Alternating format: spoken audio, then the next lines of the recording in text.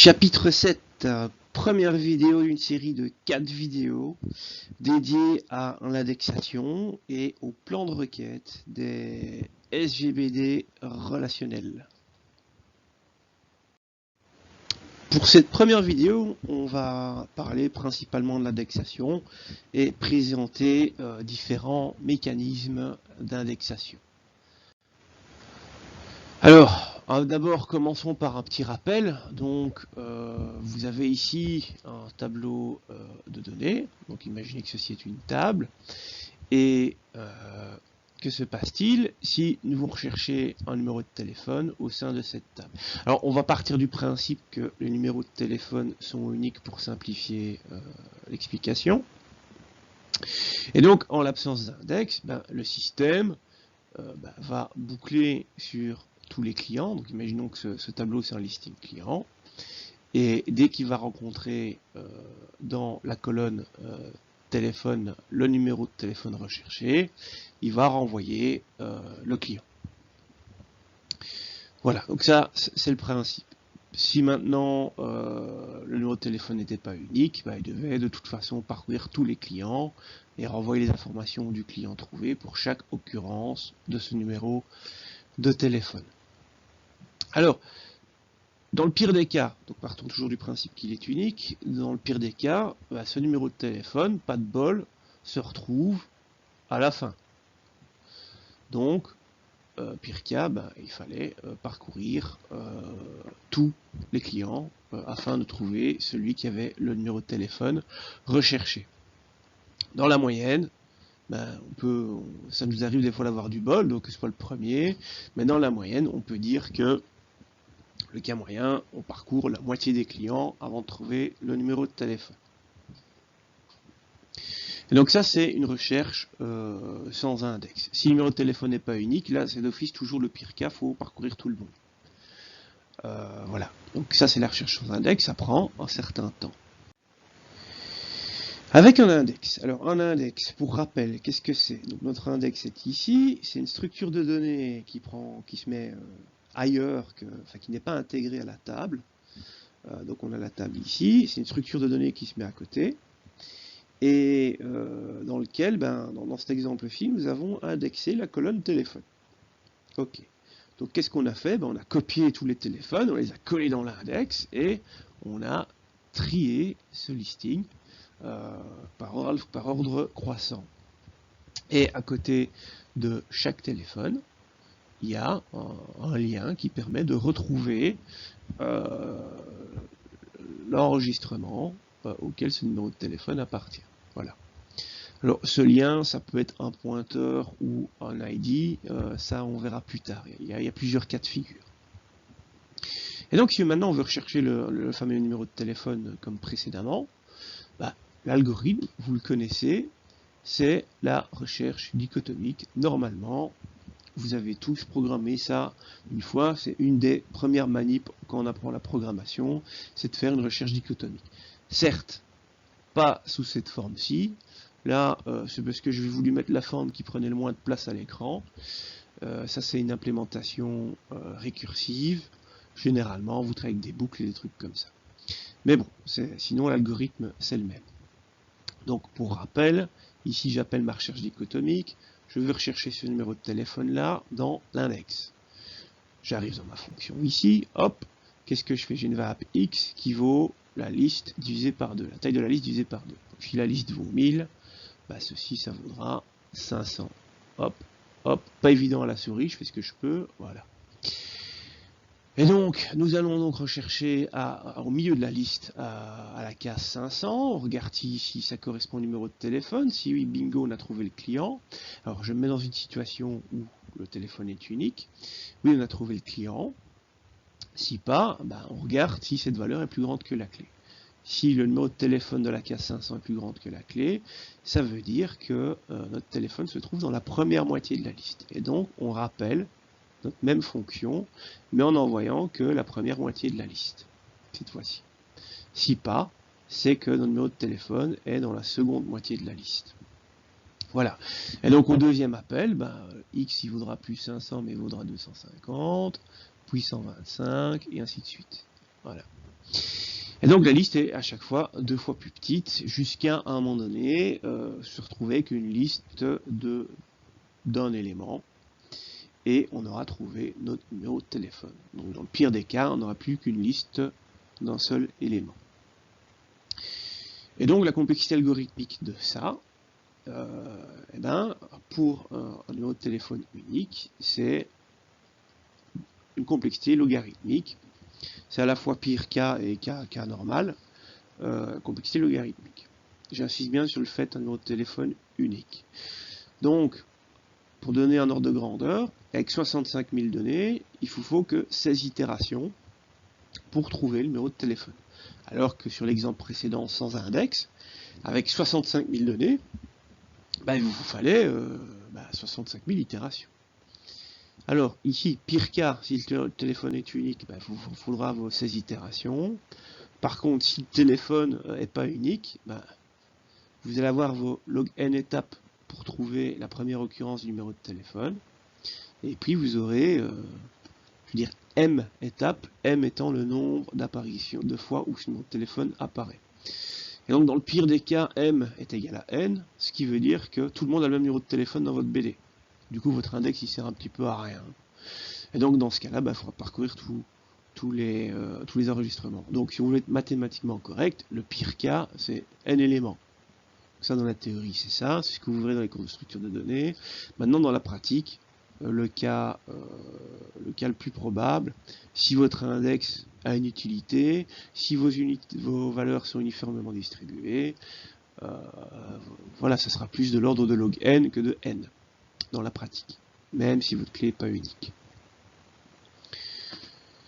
Voilà, alors, juste, je sors un peu du cadre du cours, mais pour la petite histoire, cette implémentation aussi, récursive. Alors, vous savez que moi j'aime bien les perfs, j'aime bien quand un algo est implémenté de manière efficace. D'ailleurs, pour ça que j'aime bien le C et le C++. Voilà, la récursivité, c'est toujours une idée, une fausse bonne idée. Voilà, mon point de vue, c'est ça. C'est bien, ça fait intelligent, c'est élégant comme approche, c'est top. Mais dans la pratique, c'est une catastrophe. Parce que dans la pratique, à chaque fois que la fonction s'appelle elle-même, vous stockez en mémoire l'état de toutes les données d'une fonction, ça vient superposer par le nouvel appel, puis qui est sauvegardé, puis on superpose le nouvel appel, et ainsi de suite. Et à un moment donné, si vous avez trop d'appels consécutifs, vous avez ce qu'on appelle un débordement de pile, il n'y a plus de place. Le terme en anglais, c'est Stack Overflow. Donc vous voyez d'où vient le nom de votre forum préféré. Voilà, donc c'est quelque chose que vous n'avez pas avec des boucles. Vous pouvez boucler 1 million de fois, ça ne pose pas de problème. Faites un truc qui est récursif d'1 million de fois, vous allez rigoler. Donc, alors que vous faites fondamentalement la même chose. Donc, tout ce qui est récursif, presque, peut se faire par l'intermédiaire d'une boucle. Effectivement, il y a des exceptions. Voilà. Je sors du cadre du cours, mais je vous donne mon point de vue sur la récursivité.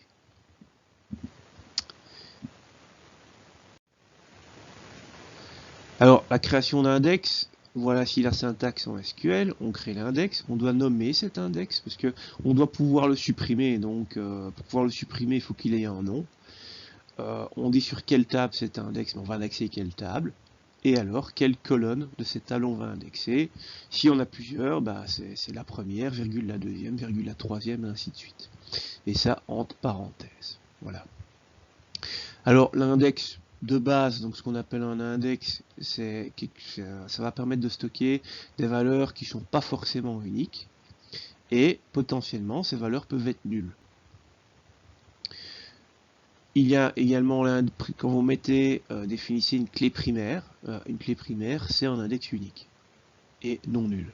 Donc une clé primaire est indexée. Voilà. Il n'y a pas besoin de rajouter un index. Quand vous définissez une clé primaire, normalement, votre GBD va créer un index de cette clé. Et sera unique, vu que la définition d'une clé primaire ne peut pas avoir 2 fois la même valeur, donc ce sera un index unique et non nul. Dans une clé primaire, les valeurs ne peuvent pas avoir de nul. Même chose si c'est une clé primaire composée de différentes clés, toutes les valeurs doivent être non nulles. Ensuite, il y a l'index unique, c'est le même que le premier, sauf que cette fois-ci, il doit être unique. Donc on peut avoir des nuls, mais on ne peut pas avoir deux fois la même occurrence. On peut avoir 8 nuls si on veut dans les données, mais s'il y a une valeur, je sais pas, genre rouge, le rouge peut apparaître qu'une fois. Spatial, ça c'est pour les données géospatiales. Full text, ça c'est pour les recherches textuelles avancées. Ça sera l'objet du troisième sous-chapitre de ce chapitre. Donc il y a un sous-chapitre complet dédié au full text. Spatial, c'est un domaine que je connais pas du tout, donc je ne m'avance pas sur ce sujet. Mais le full text, on verra ça un petit peu plus loin, plus en détail. Alors, notez aussi que quand vous faites spécifier qu'un champ est une clé étrangère,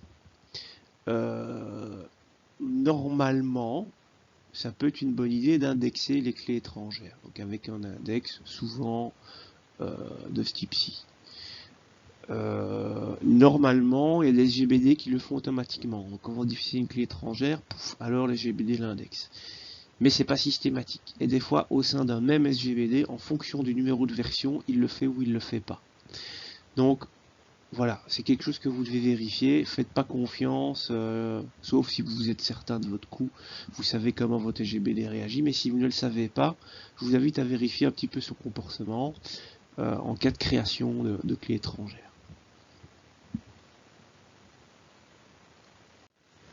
De manière générale, les index utilisent comme structure de données un bitwee, donc un B-arbre. Vous avez ici l'exemple du B-arbre, donc un arbre binaire. Maintenant, dans la pratique, c'est pas tout à fait cette structure. Ça, c'est la structure générale. C'est une variante de ces structures. C'est l'arbre B+. Alors, je vais pas rentrer à fond dans les détails là-dessus, parce que les structures de données, vous avez un cours dédié à ça. Donc, voilà. Vous avez vu ça en long et en large normalement, vous allez voir ça en long et en large. Donc on va pas passer tout de suite à l'arbre B+, celui qui nous intéresse. Alors voici l'arbre B+, qui est utilisé pour stocker les index avec les SGBDR. Donc, dans l'arbre, ce sont donc les clés, les valeurs de clés qui sont stockées. Ici sont des noms. Dans le cas des téléphones, ça aurait été les numéros de téléphone. Et une particularité de l'arbre B+, par rapport au B arbre conventionnel, c'est que vous avez des valeurs qui sont répétées. Ça, c'est une première particularité. L'autre particularité, c'est que toutes les clés, la totalité des clés, doivent être présentes dans les feuilles. Ça, c'est obligatoire. Donc, si je fais abstraction des niveaux supérieurs, je peux retrouver toutes mes clés en lisant que les feuilles. Alors, toutes ces feuilles font de plus partie d'une liste doublement enchaînée. Donc si vous regardez, il y a bien une flèche ici entre deux feuilles qui permet de, si je suis à la fin d'une feuille, je peux aller à la suivante. Et dans la pratique, il y a même également un pointeur qui permet d'aller à rebours. Bon, il n'est pas ici dans l'illustration que j'ai copié-collé du web, mais dans la pratique, c'est une liste doublement enchaînée. On peut aller dans un sens comme dans l'autre. Alors au niveau du lien qui est fait pour, sur base d'une clé, accéder à l'enregistrement correspondant, on a donc un row ID qui est stocké, qui permet d'accéder au numéro de ligne dans la table de l'enregistrement correspondant. C'est un pointeur physique. Ce n'est pas une clé, ce n'est pas la clé primaire. Dans ce cas-ci, c'est pas la clé primaire, c'est un pointeur physique. Donc cet exemple-ci, c'est le format MyISAM, pour info, le schéma que vous avez là. C'est comme ça que MySQL stocke un index et table. Alors comment ça fonctionne pour faire une recherche? Imaginons que nous recherchons Kim, nous attaquons l'arbre par le début. Ici c'est par ordre alphabétique, donc Kim, K, est-ce que c'est plus petit que M? Oui, donc on sait qu'on va par là. Est-ce que Kim c'est plus petit qu'Einstein? Non. Est-ce que Kim c'est plus grand qu'Einstein? Oui, mais attention, il y a un deuxième mot qui arrive, il y a Gold. Est-ce que K c'est plus petit que G? Non, donc c'est pas par ici. Donc Kim, ça doit être par là. Alors, Gold est égal à Kim? Non. Est-ce que Kat est égal à Kim? Non. Ah, Kim c'est égal à Kim. J'ai trouvé Kim. Par contre, j'ai peut-être plusieurs Kim dans ma BD. Donc je vais voir plus loin. Mozart, non, c'est pas égal à Kim. Ok, donc j'ai trouvé une seule Kim, et donc je trouve, via le row ID, mon enregistrement. Voilà, c'est comme ça que l'arbre B+ fonctionne. Alors je vous dis juste avant que c'était MyISAM. Ce format de stockage au niveau de la table, ça porte un nom. Ça s'appelle HeapTable. Voilà, alors j'ai mis un gros warning, parce que c'est très important de retenir cette information-là. Dans un des sous-chapitres prochains, ce terme HeapTable va arriver tout le temps. Donc retenez bien qu'une HeapTable, c'est une structure de données, enfin c'est le format de stockage d'une table, et les données sont mises dans l'ordre d'arrivée, tout simplement. Donc quand il y a une donnée qui s'écrit, pouf, elle se met à la fin. Voilà, c'est pas plus simple que ça, c'est très trivial. Alors, le terme HeapTable, heap généralement en structure de données, on traduit ça souvent par tas, en français. Vous voyez que j'ai barré tas parce qu'un tas, en structure de données informatique, c'est une forme d'arbre. Alors, je ne sais pas si vous voyez un arbre là-dedans, moi j'en vois pas. Voilà, pour moi, c'est pas un tas. Par contre, heap, ça peut être traduit par pile ou amas. J'aime bien le terme d'amas, mais bon, dans tous les cas, c'est pas très clair, donc on va garder le terme anglais heap table. Donc retenez bien, ça c'est une heap table. Alors je vous dis que les index, généralement, ce sont des arbres B+, mais pourquoi? Pourquoi ils ont choisi ça? Eh bien, faut pas oublier que les SGBDR, serveurs de base de données, ça date depuis, ça a été conçu dans les années 70, c'est devenu plus ou moins, c'était mis en place de manière relativement robuste dans les années 80. Et donc à l'époque, disque dur, quoi, pas d'SSD. Et donc l'idée, c'était de restreindre au maximum le nombre de fois où le disque dur est accédé. Pour un fameux problème de latence, dont j'ai déjà parlé précédemment, les latences disques, c'est une catastrophe quoi, en informatique. C'est vraiment beaucoup de temps perdu. Et donc, les latences, l'ordre de grandeur c'est 10 milli, dans la pratique c'est de l'ordre de 8 milli, donc pour qu'un disque dur trouve une donnée, c'est 8 millisecondes. Ensuite il y a le temps de transfert qui vient s'additionner, mais ça c'est moins problématique. Le plus gros problème c'est la latence, c'est ce qui prend le plus de temps. Sauf si vous avez un fichier de 10 gigaoctets à transférer, oui, effectivement, 8 millisecondes pour trouver le premier bout, puis après, il y a le temps de transfert du fichier qui va prendre quelques secondes. Donc là, effectivement, la latence, on s'en fout. Mais généralement, un tuple dans une BD, c'est pas 10 gigaoctets. C'est quelques octets, quelques kilooctets, et vous lisez un paquet de tuples. Donc le but, c'est vraiment de minimiser au maximum les latences. Alors prenons un exemple pour illustrer la problématique des latences. Si vous avez 1000 fichiers, vous devez accéder à 1000 données à des emplacements différents. Il faut toutes 100 kilooctets, donc c'est quand même gros, c'est plus gros qu'un tuple habituel. Voilà, et imaginez que votre disque dur offre un débit de 100 mégaoctets. Alors ça paraît peu parce que les disques durs actuels font de l'ordre de plus de 200, mais ça c'est quand vous êtes en périphérie du disque, parce qu'il tourne à une vitesse de rotation constante. Plus vous vous rapprochez au milieu ou vers le centre du disque parce qu'il commence à être plein, plus ça diminue. Pour info, j'avais fait un test une fois sur un de mes disques, j'étais à 270 mégaoctets secondes en périphérie, je suis descendu à 65, quelque chose comme ça au bord. Donc c'est très variable. Enfin bon, bref, pour l'exemple, prenons des chiffres faciles. 100 mégaoctets par seconde, j'ai 1000 fichiers de 100 kg et j'ai une latence de 10 milli. Donc qu'est-ce qu'on aura? On aura bien nos 1000 fichiers. Alors j'ai converti en mégaoctets pour faire facile la place, fois 0,1 mégaoctet. Et ça, on divise par du 100 mégaoctets par seconde. Donc là, on aura clairement une seconde de transfert au niveau du débit. Par contre, il ne faut pas oublier qu'il faut trouver ces 1000 fichiers sur le disque. Et donc, on a 1000 fois les 10 milli. Donc, on a 10 secondes dans les dents où il se passe rien. Le néant, de notre point de vue. Donc, ça va durer 11 secondes en tout. Et dans ces 11 secondes, il n'y aura qu'une seule seconde où finalement le disque il bosse. Où ce sera seulement une seconde où le transfert est impliqué dans l'histoire. Les 10 autres secondes, c'est juste la tête de lecture qui se balade sur le disque pour essayer de trouver l'info. Donc, au vu de ce problème, ils ont dû trouver, les concepteurs initiaux des systèmes, une structure qui permet de minimiser au maximum le nombre d'accès disques. Et c'est là où l'arbre B+ est apparu, parce que l'objectif, enfin dans l'arbre B+, l'implémentation qui est faite dans les BD, c'est pas comme dans le schéma au calque précédent où on a 3 valeurs par nœud. Le but c'est quand même mettre un nombre relativement élevé de clés par nœud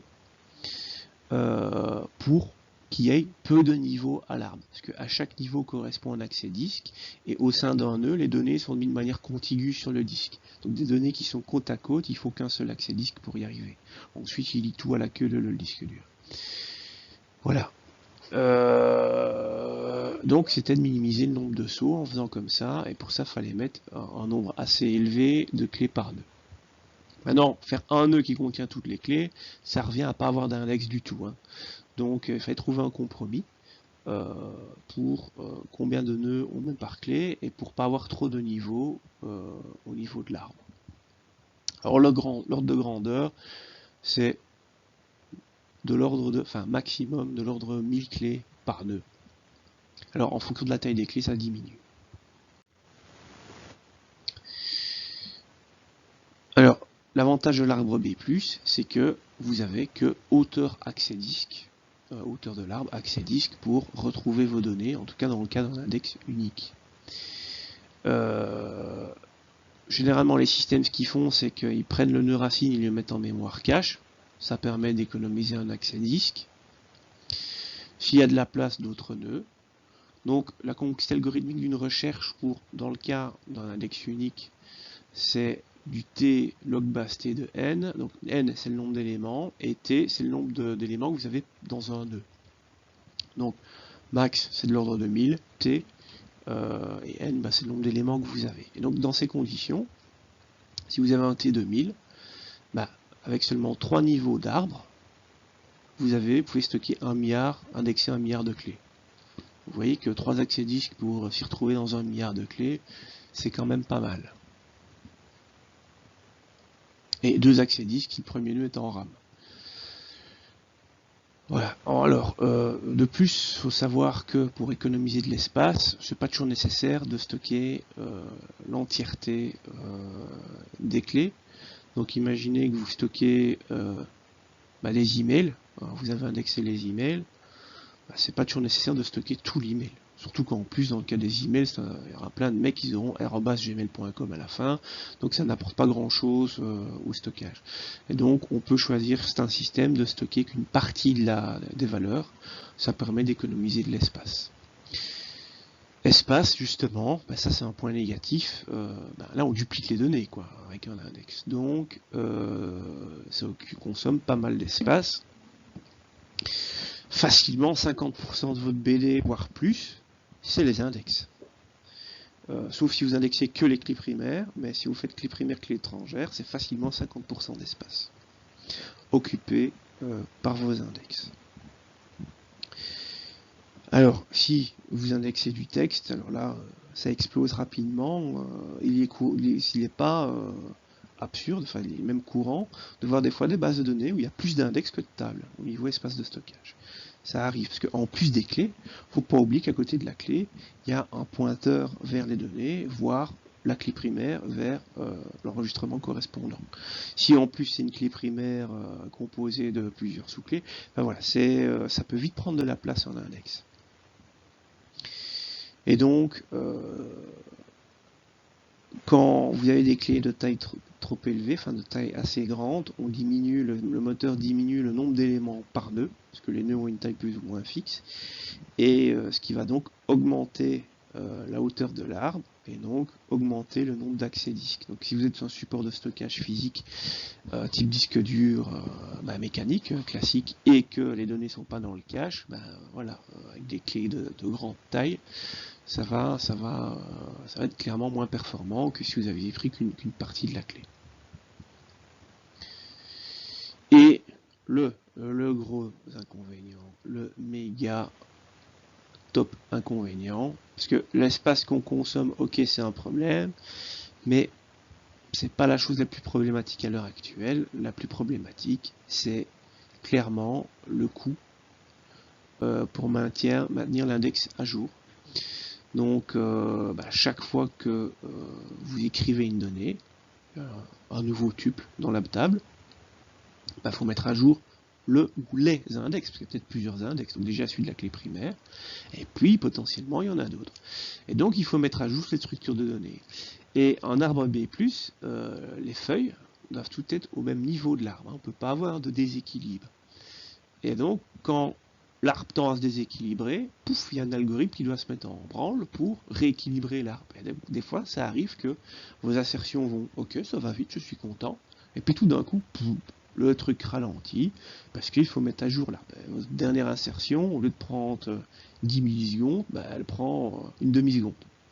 Voilà. Et plus l'index est gros, plus cette phase peut ralentir le système. Donc c'est assez délicat. Faut pas en exagérer des index, faut indexer que ce qu'il y a besoin. C'est ça l'idée.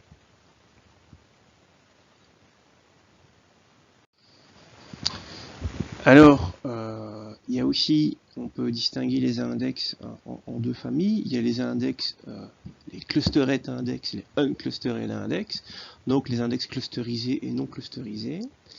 Dans un index clusterisé, les données vers lesquelles l'index pointe, les données ici sont agencées, donc vous avez l'index, la partie du dessus, et la partie ici, c'est les données. Donc ça, c'est l'index. Voilà. Et ça, c'est les data. Les données sont agencées dans l'ordre de l'index. Tandis que sur un non clusterisé, vous le voyez au niveau des flèches, les données sont dans l'ordre, ne sont pas dans l'ordre de l'index. Typiquement, on avait vu avec les heap tables, donc, enfin les heap tables qu'on avait vu précédemment, j'ai dit warning, rappelez-vous bien. Une heap table, c'est un index, enfin l'index d'une heap table, c'est un index non clusterisé. Donc les données, elles arrivent plic-ploc, rien à caler de l'ordre de l'index, elles se mettent dans l'ordre d'arrivée. Et votre index de clé primaire, il va pointer vers des données un petit peu dans n'importe quel ordre.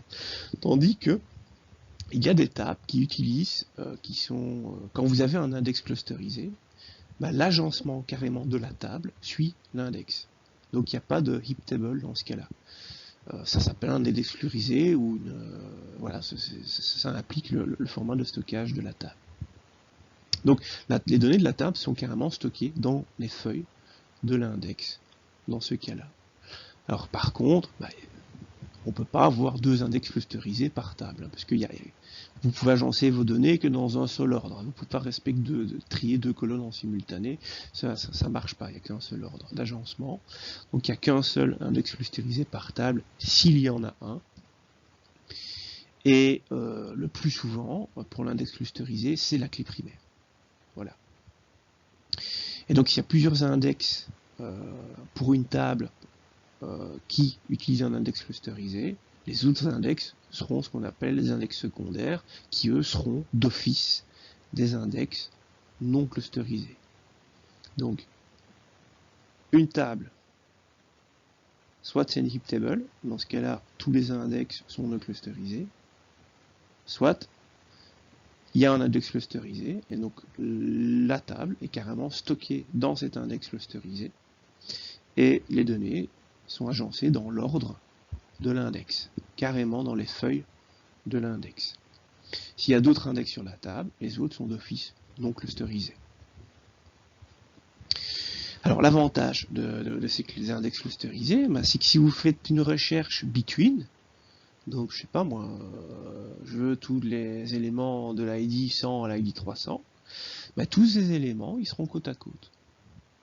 Donc un accès disque et bouffe, on les a tous, il n'y a qu'à les parcourir. Donc on trouve la première occurrence et c'est parti, et on s'arrête quand l'occurrence est dépassée. Donc c'est super rapide.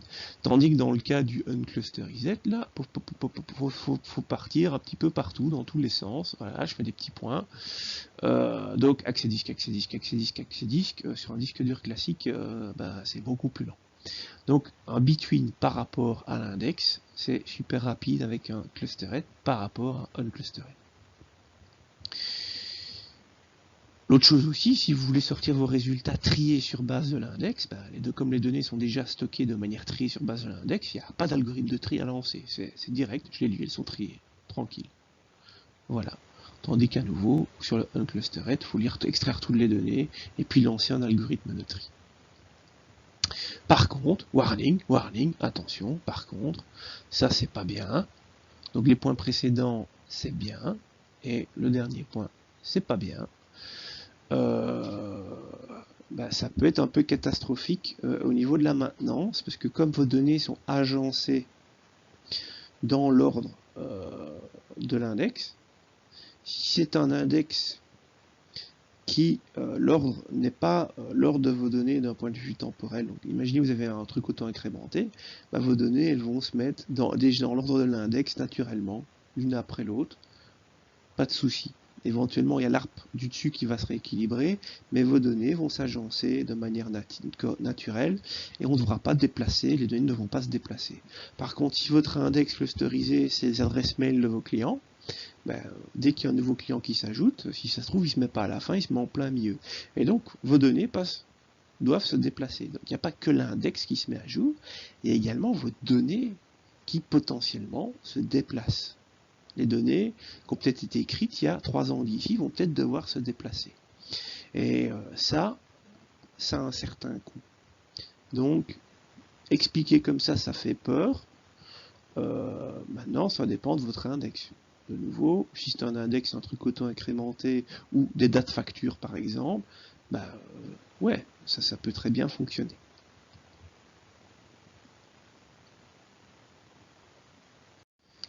SQL Server, par exemple, par défaut, quand vous créez des tables avec ce système-là, ils ont fait le choix chez Microsoft d'utiliser d'office un index clusterisé, donc, et par défaut c'est la clé primaire. Donc ça c'est un screenshot fait de leur doc.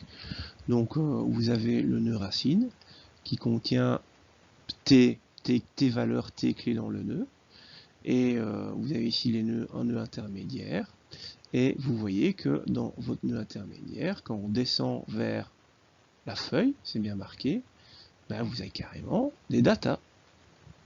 C'est directement dedans, et c'est dans l'ordre des index. Ici, vous voyez, il n'y a pas de croisement, et là, vous voyez aussi, comme je disais précédemment, c'est bien une liste doublement chaînée. Donc, par défaut, avec SQL Server, c'est un index clusterisé.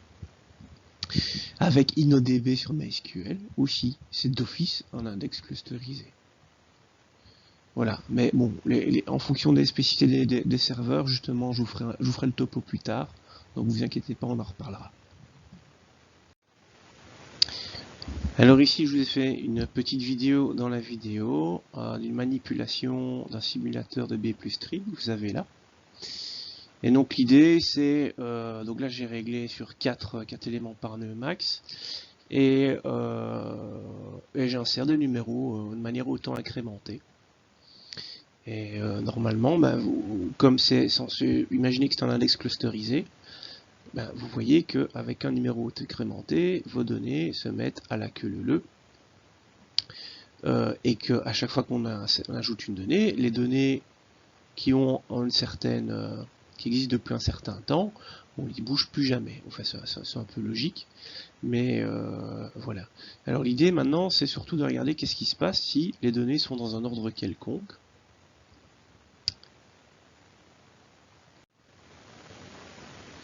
Alors ici, vous avez la vidéo avec l'insertion de numéros aléatoires. Bon, vous avez déjà une petite idée de ce qui va se passer, hein, c'est pas une surprise.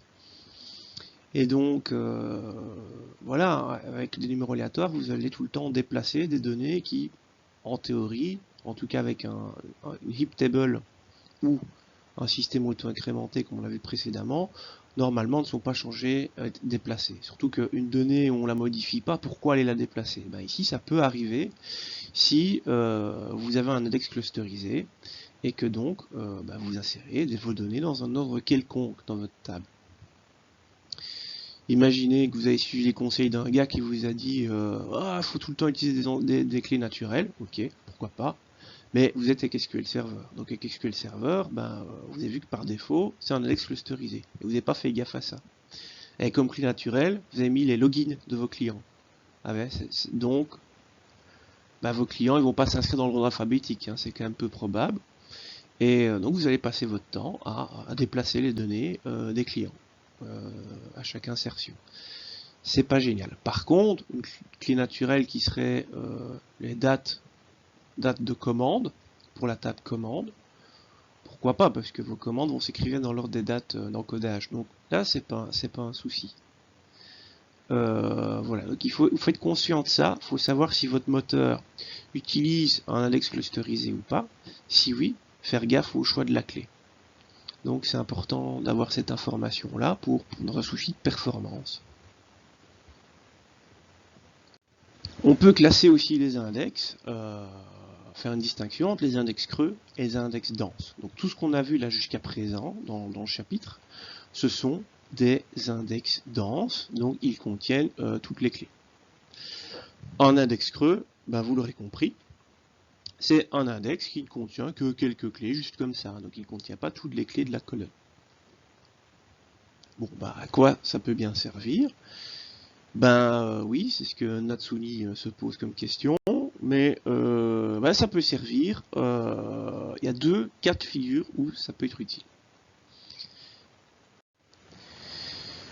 Cependant, dans l'exemple que vous avez ici, ça sert à rien, ça c'est clair, d'ailleurs c'est pour ça qu'on se pose la question, ça n'a pas d'intérêt. Donc c'est un cas de figure un peu loufoque. Même si on supprime l'index dense, il n'y a toujours aucun intérêt. Bon, ça y est, on est parti dans une conversation de filles, donc on va passer au cas d'après.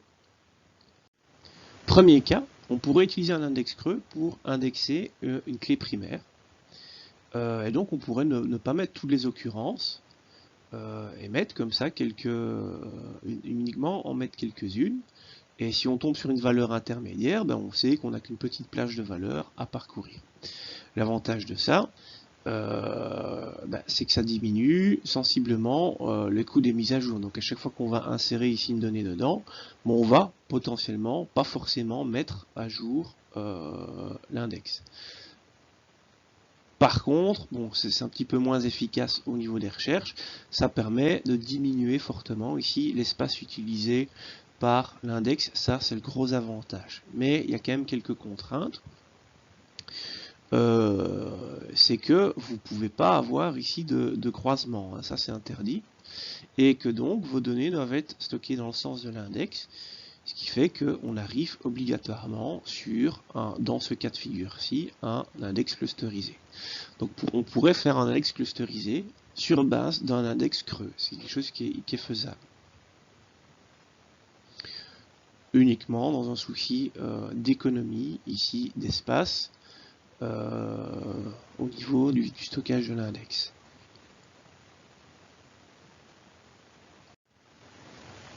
Un deuxième cas de figure, c'est dans le cas où l'index serait trop volumineux pour être stocké en RAM, par exemple. On pourrait imaginer de faire une phase préalable avec un index creux. C'est une technique qui pourrait être utilisée. Alors, ce que je vous montre là, c'est pas forcément mis en place au niveau de tous les GBD.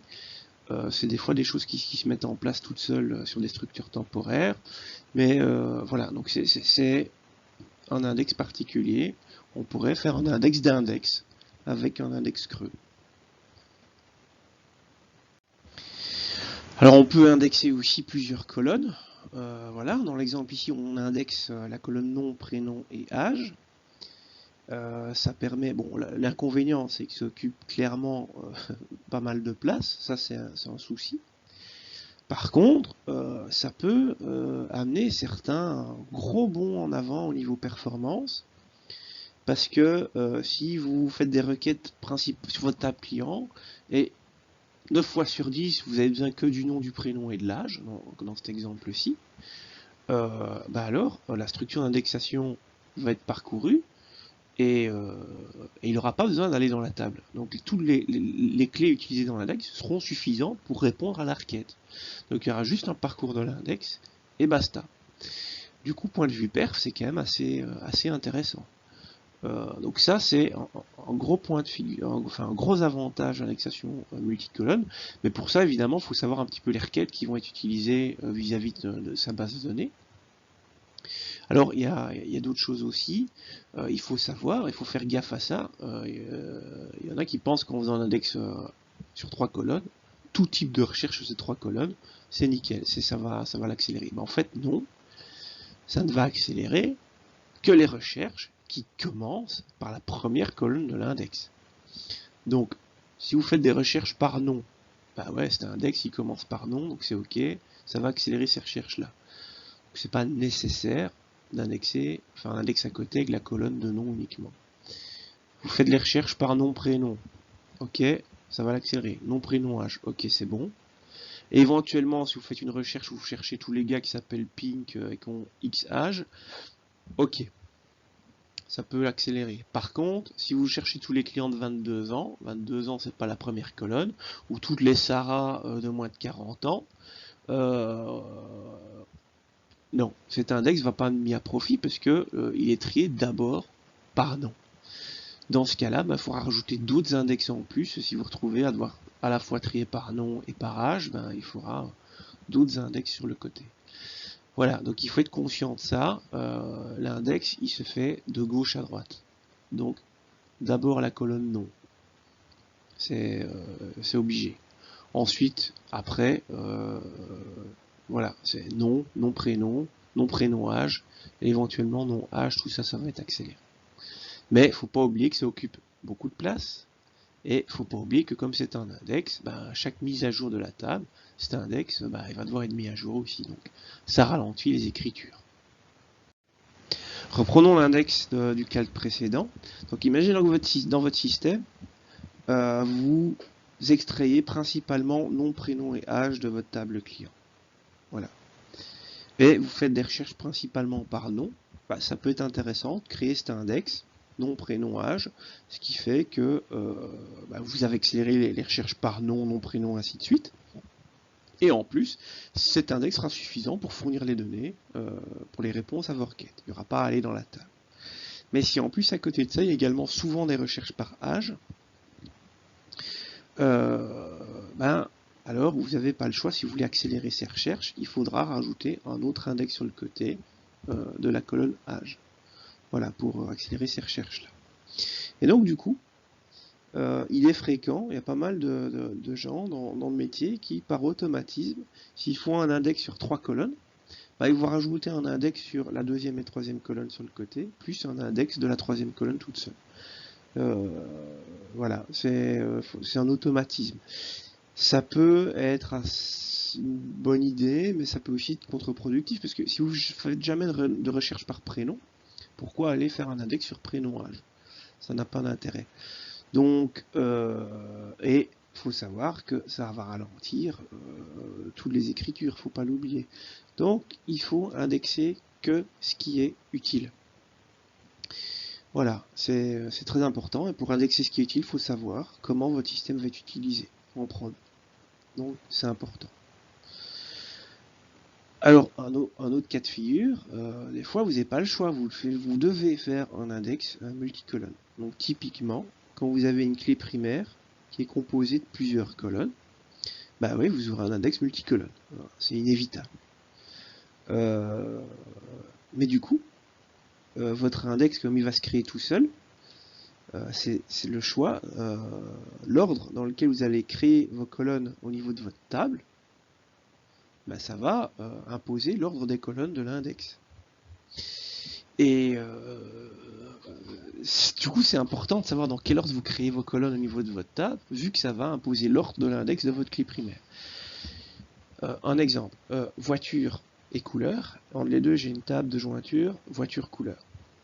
Si dans mon système, je fais toujours des recherches, cette table sert à que j'affiche les voitures, et à côté des voitures, j'affiche les couleurs, cette table, généralement, va être accédée en recherchant dedans, en l'identifiant de voiture.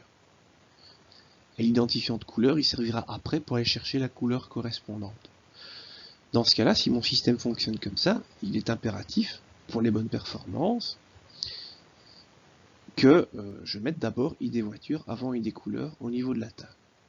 Si maintenant dans mon système mes recherches les fait toujours par couleur, je recherche les voitures, toutes les voitures rouges, je recherche toutes les voitures noires, dans ce cas-là c'était mieux de mettre ID couleur avant.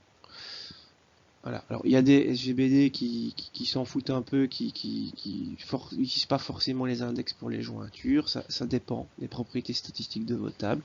Donc il y a des cas comme ça un petit peu variés, mais pour être sûr d'avoir des performances, maximiser les chances d'avoir de bonnes perfs, il faut mettre en premier, dans votre index composé, la colonne sur laquelle vous avez le plus de chances d'effectuer des recherches. C'est très important. Et alors aussi, n'oubliez pas que si c'est des chaînes de caractères, vous pouvez indexer qu'une partie de la chaîne de caractères. Ça maximisera, ça améliorera l'espace que vous utilisez. Je trouve plus les mots. Voilà, vous consommerez moins d'espace de stockage pour vos index, c'est ce que je voulais dire. Alors jusqu'à présent, au niveau des index, on a parlé des arbres B+. Mais il n'y a pas que ça dans la vie. Dans la vie des SGBD, il existe aussi d'autres formats d'index. Et il y a l'indexation par table de hachage. Alors vous savez ce que c'est que hachage, genre MD5, SHA, et ainsi de suite. Donc hacher une chaîne pour obtenir un petit condensé. Et voilà, donc voilà le principe. Hein. Donc Lisa Smith, hop, je hache la valeur, j'obtiens 1. Donc je vais en case 1, et en case 1, il y a un pointeur qui mène à l'enregistrement qui correspond à Lisa Smith. Voilà, ça c'est le principe d'une table de hachage. Donc je ne dois pas traverser un arbre pour trouver l'enregistrement correspondant. Je mets la clé dans un algorithme de hachage, et le résultat du hash me donne l'adresse de l'enregistrement. C'est l'idée. Et donc à l'écriture, donc ça c'est pour trouver, et à l'écriture, je veux enregistrer quelqu'un, je hache la clé, ça me donne le numéro de ligne, et je vais écrire à cette ligne-là. Donc c'est très rapide. Par contre, il y a quand même un inconvénient, enfin il y a plus qu'un inconvénient, mais un inconvénient c'est que vous pouvez avoir, avec les hachages, ce qu'on appelle une collision, deux clés différentes vous donnent une même adresse. Alors il y a plusieurs façons de gérer ça. Dans l'exemple ici, c'est que on a géré ça par un genre de liste chaînée. Donc voilà, John Smith donne 152 et Sandra D donne 152. Je recherche Sandra D, ça me donne 152. Je vais à un premier enregistrement. Alors je dois checker si c'est bien, correspond bien à Sandra D. Ah non, c'est pas elle. Alors je vais au pointeur suivant et je trouve bien Sandra D. Donc ça, c'est avec une liste chaînée qu'on peut gérer ça. Sinon, il y a d'autres façons de gérer ça, où au lieu de le stocker en 152, je vais le mettre en 153. Voilà. Je vais le mettre sur la première case libre. Et je vérifie si c'est bien Sandra D sur 153. Si ça ne l'est pas, je vais voir en 154, et ainsi de suite. Ça, voilà, et je m'arrête à la première case vide. Alors à la première case vide, donc dans le 654, je sais que j'ai pas trouvé Sandra D. Voilà, donc il y a plusieurs façon de gérer ça. Il y a une autre façon aussi, je cherche Sandra D, je vais sur 152, je tombe sur John Smith. Alors il y a une autre table de hachage plus loin, dans lequel il y aura peut-être Sandra D. Ou bien alors si je tombe sur John Smith, je vais hacher avec un autre algorithme qui va donner une autre adresse.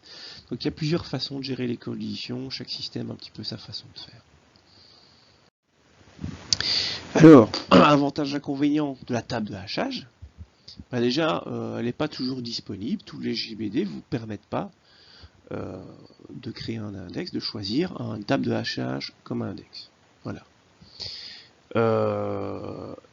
Un gros inconvénient, c'est vous recherchez, donc si je prends l'exemple précédent avec les noms, oui, Kuhn, Van Den, je sais plus comment. Ah ouais, si vous n'avez pas le nom exact, c'est mort. Hein. Donc il faut connaître la clé avec exactitude, sinon vous ne savez pas utiliser l'index. Contrairement à un index en arbre plus, Vanden machin, vous aurez tous les Vanden machin, vous accéderez au premier, et puis il n'y aura plus qu'à parcourir ceux-là. Tandis qu'avec la table de hachage, pas de bol, il faudra parcourir tous les clients. Donc voilà, c'est faire que, en tout cas si c'est utilisé pour une jointure que des équijointures, si pour faire une recherche, vous savez tester que la valeur exacte. Ça n'accélérera que si vous connaissez la clé exacte. Donc ça c'est un gros inconvénient. Un autre inconvénient, c'est que votre index ne peut pas être utilisé pour produire un tri. voilà, si vous voulez trier vos clients par email, avec un B+, bah, suffit de lire l'index B+, et puis prendre les clients dans l'ordre, c'est trié.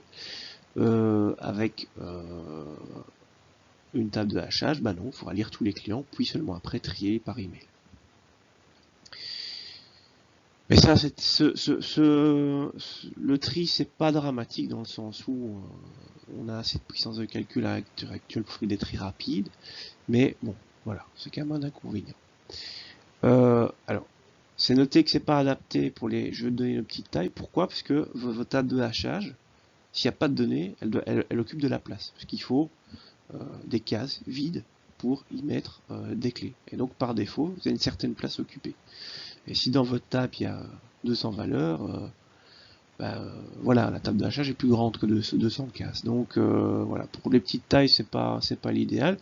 Non, les tables de petite taille, c'est vraiment nécessaire de les indexer. Il faut des fois se poser la question. Est-ce que lire 200 valeurs, séquentiellement, c'est pas plus... Ouais, ça n'a pas un coût extraordinaire par rapport à... Vous n'allez pas accélérer beaucoup avec un index. Il y a la gestion des collisions, on vient d'en parler, il faut la gérer. Donc ça, c'est un inconvénient. Et comme je vous, alors la table d'indexation, elle change pas de valeur comme ça s'étend pas. Donc si vous avez, je sais pas moi, 10 000 cases dans votre table de hachage, il y a les collisions qui vont faire que va falloir gérer ça. Et à un moment donné, quand il y a trop de collisions, il va falloir agrandir la table ou bien en rajouter sur le côté. Et donc il y a ces opérations là qui vont s'apparaître. On rajoute pas comme ça quand on veut des cases dans la table de hachage, il y a des instants bien précis où ça se passe. Par contre, à l'heure actuelle, on a beaucoup de puissance de calcul, mais les latences, elles, d'accès aux données, elles ne bougent pas, ça n'améliore pas des masses. Pour vous donner une idée, au niveau des processeurs, les latences d'accès à la mémoire, ça n'a pas bougé depuis au moins 20 ans, facilement. On va pas plus vite qu'il y a 20 ans. Vous prenez un Pentium 1 et un Core i9 dernière génération, kiff, ça a quasi pas changé. Par contre, au niveau puissance de calcul, là, ça dépote par rapport à un Pentium 1. Donc, le hachage, avant, on n'aimait pas trop jadis, parce qu'il fallait faire plein de calculs, c'est du calcul, faire du hachage, mais le calcul se fait en CPU, vous chargez votre donnée, puis après, c'est tout des cycles CPU. À l'heure actuelle, c'est plus un problème. On peut calculer à mort. Et donc c'est pour ça que... bon, là je vais dévier du sujet, mais c'est pour ça qu'il y en a qui se disent qu'on peut installer 36 milliards de frameworks et de librairies bidules quand on veut coder, parce qu'on a plein de puissance de calcul, sauf qu'on a tendance à oublier que les latences mémoire, elles n'ont pas bougé. Voilà. Donc pour en revenir aux bases de données, le hachage, justement, c'est de plus en plus tendance, parce que on peut se permettre de gaspiller du temps sur le calcul, afin d'éviter d'accéder trop souvent aux données. Et donc le hachage, c'est bien, on charge, on a notre clé, on calcule, puisque notre clé est en RAM, on calcule, et on obtient directement une adresse. Et on va la lire. Voilà, bingo, on a nos données. Donc, c'est assez en adéquation avec nos contraintes technologiques actuelles. D'ailleurs, dans le big data, c'est extrêmement utilisé, les tables de hachage.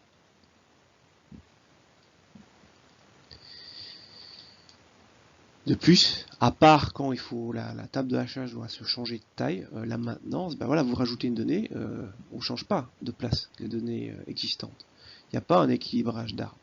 Donc la maintenance, c'est d'ailleurs pour ça que dans le big data c'est très utilisé, puisque le big data c'est pour répondre, enfin on en parlera au chapitre suivant, mais vous verrez que les bases de données relationnelles, contrairement à ce que beaucoup croient, en lecture, ça dépote.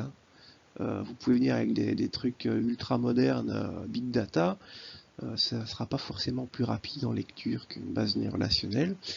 Par contre, c'est en écriture, c'est qu'on a beaucoup d'écriture en simultané que les bases de données relationnelles, ça souffre un petit peu. Et que là, des technologies plus modernes sont intéressantes. Là, la table de hachage, justement, c'est intéressant pour les écritures, parce que vous écrivez votre donnée là, sans vous préoccuper de celles qui sont déjà écrites, sauf s'il y a une collision. Donc, c'est plutôt efficace.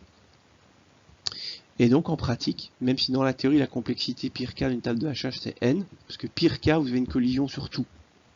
Voilà. Et alors, ça paraît improbable. Effectivement, c'est improbable si vos clés sont différentes. Par contre, c'est probable si vos clés sont toutes identiques. Et ça peut arriver. Tous vos clients ont le même mail. C'est peu probable dans la pratique. Par contre, vous avez indexé la colonne sexe, savoir si c'est masculin, si c'est un homme ou une femme, votre client. Bon, bah là, point de vue collision, bon, vous aurez quand même, vous aurez deux clés différentes utilisées dans une table de hachage. Voilà, pas très malin. En tout cas, c'était pas très malin d'indexer cette colonne. Et dans ce cas-là, effectivement, la complexité algorithmique sera pas terrible. Sinon, avec une distribution correcte, votre complexité algorithmique, on est de l'ordre O1 pour rechercher. Il y a le temps de calcul et puis on trouve la valeur dans la pratique. Donc la table de hachage, c'est quand même quelque chose qui est assez intéressant, mais son plus gros souci, c'est que vous devez connaître la clé avec exactitude. Voilà, ça c'est le plus gros problème. Si vous avez qu'un bout de clé, ça sert à rien, la table de hachage. Donc je continue la réflexion sur les tables de hachage. Donc des cas de figure où je vous déconseille d'utiliser ça. Donc l'indexation multicolonne, vu qu'on doit rechercher la totalité de la clé, dans un cas d'indexation multicolonne, la totalité de la clé, c'est les valeurs exactes des trois colonnes, s'il y en a trois. Donc le hachage, c'est pas fait pour ça. Donc c'est aussi un autre cas de figure, c'est les between. Comme les données sont pas triées dans une table de hachage, si vous faites des recherches sur des dates par exemple, et vous faites souvent des recherches de plage de valeurs, bon, je veux le chiffre d'affaires de mars à avril, là, votre index de table de hachage ne sera pas utilisé, il ne sera pas mis à profit. Donc pour ça, c'est pas intéressant. Les colonnes pour lesquelles vous ne testez pas évidemment l'égalité, le plus grand que, plus petit que, pas intéressant, parce que vous ne trouverez pas les valeurs voisines de votre clé. Si vous triez souvent sur base de votre clé recherchée, voilà, donc votre table de hachage ne sera pas mis à profit non plus. Ça, c'est les cas de figure où il ne faut pas l'utiliser. Par contre, c'est comme je vous ai dit précédemment, hein, c'est une structure d'indexation dans les key value store, dans le big data, dans les systèmes de SQL, principalement utilisé dans le big data. C'est très souvent utilisé pour les raisons dont on a parlé précédemment. Et un autre cas de figure, ça c'est plus une réflexion. Si vous voulez souvent des requêtes comme celle-là, donc select from tab where colonne égale x. Dans ce cas-là, des requêtes assez simples comme ça, la table de hachage, ça peut être plus efficace qu'un B plus tree. Sauf si les colonnes que vous affichez se trouvent intégralement dans le B plus tree. Voilà, ça c'est un cas de figure où le B plus tree est intéressant, parce que du coup il ne faut pas se connecter à la table. Maintenant, dans ce cas-là, c'est pas un select star, hein, c'est un select quelques colonnes. Mais dans le cas du select star comme ici, le hash sera efficace, puisque je prends xxx, je le hash, et j'ai l'adresse de la ligne, ou de les lignes. Donc pour un index unique, c'est bien, et justement, réflexion, c'est typiquement pour une clé primaire artificielle, type opposant incrémentaire de 3, 4, 5, un hash, c'est assez intéressant parce que il est unique, ces clés primaires, et dans une clé artificielle, vous faites quasi toujours des recherches exactes.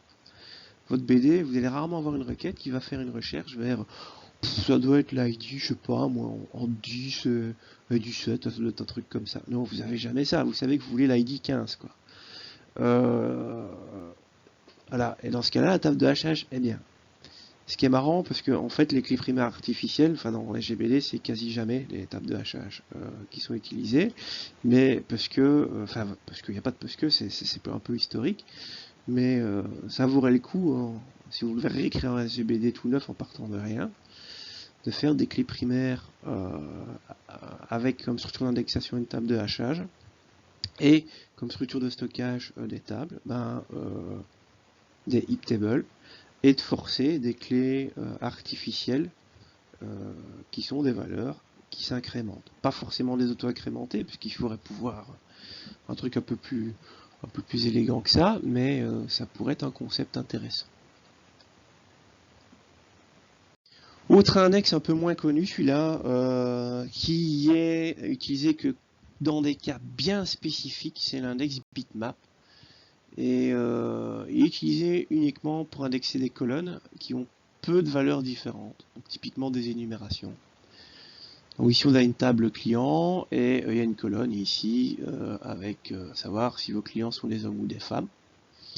Et alors l'idée c'est que dans l'index on va avoir c'est une série binaire, voilà, c'est une valeur de bits, et il y aura par record autant de bits qu'il y a de valeurs différentes possibles pour la colonne. Dans notre exemple ici, ben ouais, il y a deux valeurs différentes, donc 2 bits par record. C'est ça l'idée. On peut éventuellement, ça dépend un peu comment le système fonctionne, mettre un bit de moins si la colonne peut pas être nulle, comme ça par défaut si c'est 0 partout on sait que c'est telle valeur, ou bien si la colonne peut être nulle, ben, si c'est 0 partout ça vaut pour nul, quoi. Voilà. Donc ça dépend un petit peu comment le système fonctionne, c'est l'idée. L'avantage de l'index bitmap, c'est que ça occupe peu de place, parce que comme dans l'exemple précédent, on a vu que c'était 2 bits par record. Donc si j'ai 1 million de clients, indexer le fait s'ils sont des hommes ou des femmes, bah, ça m'a pris juste 2 millions de bits, quoi. Ce qui est rien. Donc ça prend vraiment très peu de place. En plus, il y a des systèmes qui compressent le résultat, qu'ils stockent de manière compressée, pour prendre encore moins de place. Et c'est une séquence contiguë de bits, hein. C'est pas un tableau comme dans le cas précédent, c'est vraiment une valeur de bits contiguë. Et bah, c'est assez efficace parce que il y a un accès à l'index et puis les données sont lues en flot continu. Donc effectivement, on parcourt toutes les données, enfin, on parcourt tuple valeur fois le nombre de bits par tuple, mais ça va très vite parce que votre processeur il lit 64 bits d'un coup, donc voilà, il y a moyen d'aller très vite pour faire ça. Pour le genre de requête, comme vous avez ici, donc ça accélère ce type de requête. Et en plus, il y a moyen de faire des choses, donc de nouveau pour les énumérations, les opérateurs binaires, hein, typiquement OR, AND, XOR et consort. Donc pour ce type de requête, ça peut également être mis à profit pour ces choses-là. Il suffit d'appliquer un masque binaire à votre index et vous extrayez toutes les valeurs qui correspondent à bleu et rouge. Voilà, imaginons que vous avez une dizaine de couleurs au niveau de votre énumération, un masque binaire avec un AND et vous avez ce OR là qui est valable. Donc c'est assez efficace. Et comme je vous disais, on peut indexer les valeurs nulles. Si c'est que des zéros dans la liste pour le record, c'est équivaut à un nul. Voilà. Alors que je dis contrairement aux arbres, il y a des arbres qui indexent les nuls, mais bon, c'est pas courant. Et par contre, chaque fois que vous ajoutez une valeur, donc un nouveau tuple, bah, il faut l'ajouter à votre index. Ça, c'est pas dramatique, mais à chaque fois que vous ajoutez une nouvelle valeur possible à votre énumération, alors là, votre index il est mort de chez mort, hein, parce qu'il faut rajouter un bit à chaque tuple. Donc ça, c'est un gros souci. Maintenant, normalement, ça arrive pas souvent. Et si votre index est compressé, bah, tout ce qui est écriture est ralenti, parce qu'il faut décompresser tout l'index, rajouter le nouveau tuple, et puis recompresser l'index. Donc typiquement, cet index, vous voyez que le cas de figure où on l'utilise, bah, c'est pour des types qui ressemblent à des énumérations ou assimilées. Et sinon, voilà, le cas de figure, c'est le lab, quoi, c'est l'analytics. C'est vraiment pour des données où on écrit rarement. Donc typiquement l'analytics. Je renvoie mes données du jour dans le serveur d'analytics. Hop, je crée l'index bitmap, je le compresse. Il est tout petit, donc il peut même être chargé en RAM en permanence. Et voilà. Donc, c'est pas fait pour l'OLTP, c'est vraiment fait pour l'OLAP. Et ceci clôture notre première vidéo dédiée à l'indexation. Alors, je vous rassure, les 3 suivantes seront beaucoup plus courtes. Voilà.